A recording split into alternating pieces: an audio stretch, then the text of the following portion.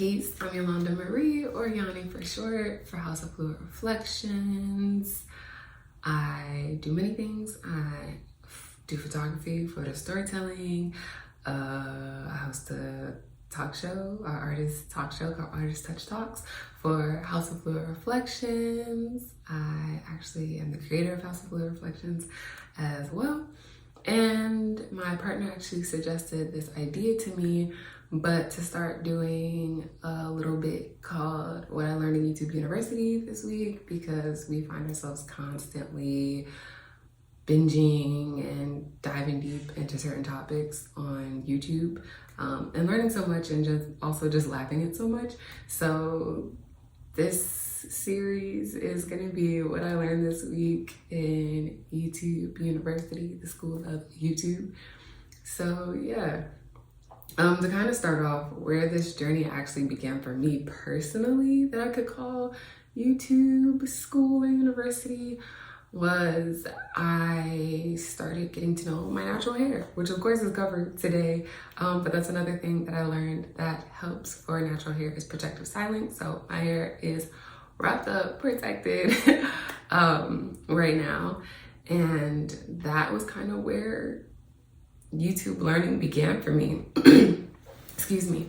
I 2014, 2015 really started getting interested in how to better take care of my hair, and most importantly, because I kind of wanted it to grow. I had a mohawk for a while, and then I was like, I'd like to have my hair be longer, mohawk or no mohawk, and just healthy too.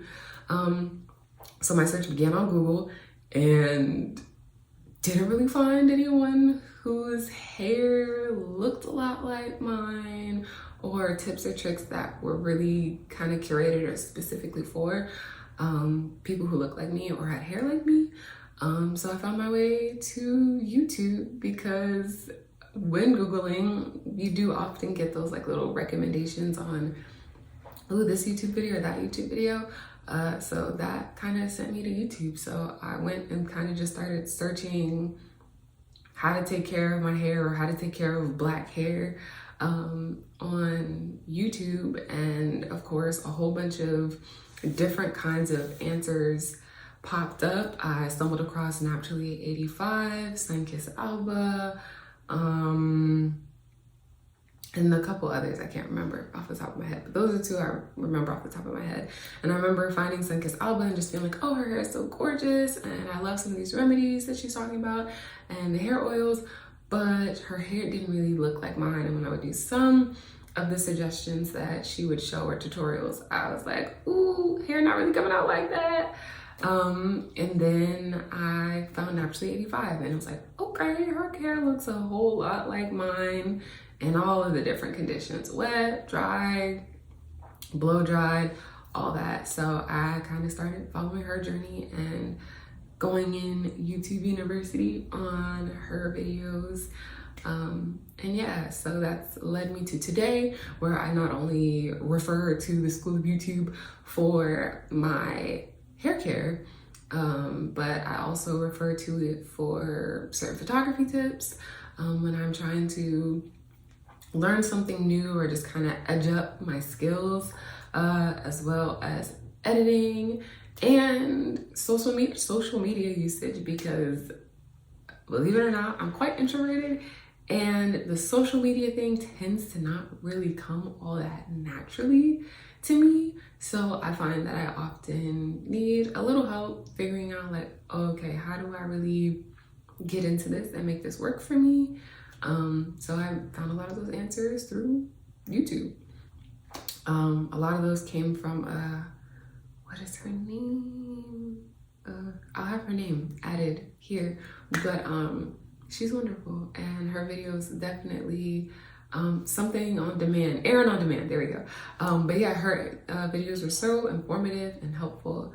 And yeah, so bringing me to this week's What I Learned on YouTube or in YouTube University is, first thing, I actually stumbled across it last night, so at the end of the week, but I learned that the image that we have or seen portrayed about witches is actually anti-Semitic and hateful towards Jews. I actually watched a video from, what is her name? Her account, I do love it. Oh, phone case, my picture, shop below, support small business. But I actually stumbled across her page because I kind of have interest in kind of old-fashioned things, or how their living was, quote-unquote, back in the day. But she does very Victorian Old English videos. Her YouTube is Snappy Dragon.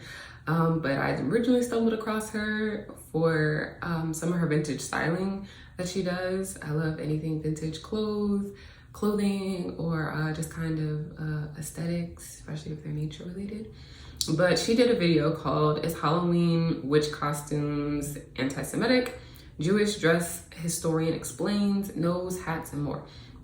So she pretty much broke down how a lot of the imagery we see surrounding witches and their behaviors are actually quite rooted in racistness, anti-Semitic behavior and practices, from the nose to the hat, and how there's a whole big large history behind where the hat originated from, why it was important, and that it heavily had to do with the suppression and the treatment of Jews during some of these very, I'm blanking on the word, but medieval times, or archaic times, where Jewish people were treated quite poorly by other Europeans, the English, things of that nature. So she kind of dove in depth into what that was like, and how it is still offensive to this day. It's for the nose, to some degree the hat, and the green skin, so the green cackling witch, and then also the sacrifice or blood leading of babies, and how that is actually kind of derived from some cross-sect between witch and Jewish hate. So I thought that was all very interesting. I didn't even realize there was a tie between Jewish and witch history. So that was crazy for me. That was something big that I learned. I didn't realize those cross-sected in that way, and that both people's experienced, I knew both people experienced horrors and tragedy, but I did not realize that they had some crossover in that. And so I'll have that video linked below. The second thing, that was looking for, but the second thing is a new video that Shan Booty posted. I love her. I've been watching her for years. I love how she kind of just picks people's brains and kind of gets things stirring, bringing up conversations and just things that make you think, make you wonder, make you evaluate yourself, or just ask questions or think about something a little differently. And the most recent video she posted was from an interview she did with Yani, someone else I quite love. Used to watch her on the talk show that she's on. So yeah. But in the video, Shan posted a question to Jeannie, and she walked herself through being triggered, which was something I really enjoyed. So Shan asked her a question, kind of not as herself, but as if she was someone else asking her this question. And it was beautiful because Jeannie had a immediate response, but then she also visually, you saw her walk herself through not spazzing out, and grounding into herself, and then responding from a place of intention and mindfulness. And then the response itself that she gave to the question, which I can't remember the question verbatim. I'll see if I can have a clip of it here. I'm gonna say something that someone said to me, and I want to know what your reaction to this is. Okay. So we're gonna role play and to say, okay. Jeannie, the last time that I saw you, because I haven't seen you in a long time, you didn't want to have kids. Right. And now you've evolved into a woman who knows that it's her time to share a life and to give life. It's beautiful. You really dug in there with that evolve. You really, ooh, I didn't like that one. And it really struck a chord with me how she responded by saying, me not having children did not make me immature or any less grown than I already was. And that she just made a choice and a decision to decide to have children because of where she was and how she felt. And she just simply made the choice. She simply decided she wanted to. And then also because her experience changed and she now was in a beautiful, loving, stable relationship, and she simply decided, I want to take this journey and do this thing with this person. It had nothing to do with anything else other than her choice. And I thought that was beautiful. And she talked about how it can be very harmful when other mothers look down upon or cast judgment on those women who decide they don't want to have kids. And there's almost this air of, oh, well, you're missing out, or you have no idea what you're doing, or that you were somehow lesser than. And I loved how she unpacked and explained that that's not so, and that she felt just as valid, just as wonderful, complete, and accomplished and loved when she wasn't interested in having children and wasn't gonna have children, and now. And that, you know, the decision was wholly hers, and that she's excited to, you know, now be a mother and welcome this life.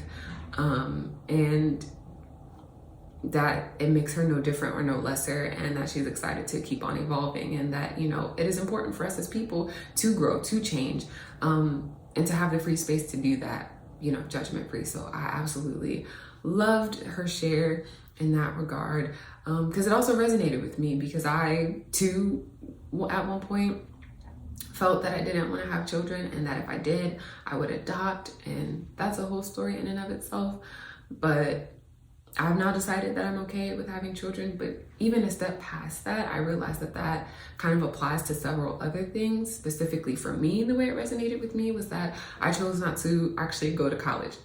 Irony of doing this whole new series of YouTube University. But I made the decision not to go the traditional route of going to college or any kind of trade school.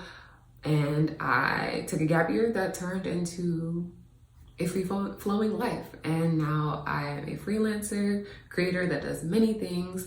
But when I made that decision, I was met with so much judgment and being looked down upon, as if I didn't know what I was doing, that I was ignorant, I didn't know what I was missing, and that it would bite me in the butt. Kind of similar to what Jeannie was sharing about the motherhood thing, and just, oh, honey, you just don't know. And until you have a kid, you just won't know, and you're missing out on that love. I felt a similar kind of thing, not to in any way conflate or compare the two whatsoever. They're two very different things, but they're two very strong topics and impactful things for people's life. And I think just all in all, the important message for me was to give people the space and the freedom to make their own decisions, and to just be supportive or caring or holding an open space, or just don't say or share anything at all, especially if it can be hurtful, or just even taking a moment, a second to sit, reflect, and see why you may be even feeling the need to share this. And maybe if you do still want to share it, is there a better or kinder way that you can share it that isn't condescending? So that was 2. And 3, what was my third one? I am blanking out on it. Well, the third one isn't really what I necessarily learned. It was more inspiration. There was a couple music videos that I stumbled across this week that absolutely inspired me and made me encouraged to want to go and shoot a couple ideas that I have, and potentially film a few things too. And the last thing I think was also, I had stumbled across a video from Hitomi, and she was talking about, I'm not even talking about, but just sharing her experience with having taken a step and going to a new place and meeting a new friend, and just how that can bring up anxiety, and how another way to kind of curb and alleviate that anxiety is by continuing to do these new and different things that cause you the anxiety and kind of facing them head on and being gentle with yourself and giving yourself the space to feel all those feelings. And that was just a beautiful reminder to me, because that's what I feel like I've been doing a lot recently. And a reminder to share my journey, share where I'm at, and create space for connectivity and community. And I feel like that's what I continually feel called to do right now. Hence this video. So yeah, and then also seeing her share her skincare journey and coming on not fully made up and all these things. And that's something I've been getting accustomed to, is I haven't worn makeup in years, since maybe 2014, 2013. And I've gone through a range of skincare things, from finding out I had gluten intolerance issues and being fully broken out all over my skin to my just hydrotic eczema. I don't know if you can really see it, but there's patches. Oh, you can see a little bit skinning. But I dealt with the insecurities on coming to peace with that and showing up and sharing myself regardless of the state that my beauty or physical self is in. Just being human and sharing that, you know, we all go through stuff, and just being another space to talk, to share, to enjoy. So yeah, I think that's it for this one. The first video in the series of what I learned this week in YouTube University. Those are my 3 things. I hope you enjoyed. If you feel so drawn to, check out some of my other videos. This channel is just a space where, almost like just a virtual digital diary for me, I'm just sharing bits and pieces of my life, from my photography to my love for nature to my love for clothing to just life and what's going on with me as a creator, as a millennial in 2021 and onward. I think actually my first video was a recap of 2020, so I guess 2020 and onward. But yeah, and if you feel so compelled, join the family, join the friendship, and like, comment, and subscribe, and let's chat, let's have conversation. What have you learned on YouTube, or what do you want to learn? And yeah, I'll see you in the next one. Peace, love, and all that good stuff. I'm Yani, and I'm out.